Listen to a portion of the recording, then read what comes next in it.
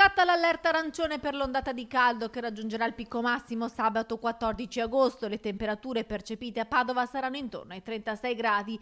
Caldo che mette a dura prova non solo i soggetti più fragili, ma anche se sottovalutato può creare problemi nei giovani e nei bambini. Il crampo muscolare, la nausea, le vertigini, la sensazione di lipotimia e così via sono dei campanelli d'allarme per uno stato di disidratazione.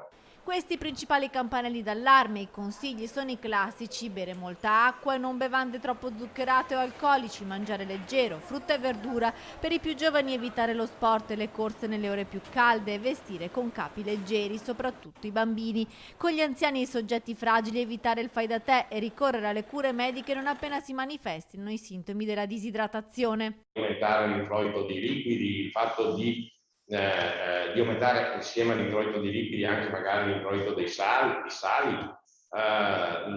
il fatto per i pazienti cardiopatici di misurarsi un po' più spesso la pressione arteriosa, il fatto di consultare il proprio medico naturalmente se si presentano sintomi che mimano uno svenimento o cose di questo genere, perché vuol dire che in qualche maniera ci dovrebbero essere degli aggiustamenti dal punto di vista terapeutico. In queste settimane in media nel pronto soccorso dell'azienda ospedaliera e di quello del Sant'Antonio ci sono stati una trentina di accessi dovuti al caldo. Attenzione anche per i soggetti che hanno avuto il Covid con sintomi importanti. Chi ha avuto manifestazioni polmonari da Covid e ha ancora qualche derivato di queste manifestazioni è ancora maggiormente esposto a rischio, perché naturalmente gli aggiustamenti respiratori e cardiovascolari saranno ancora non ottimali.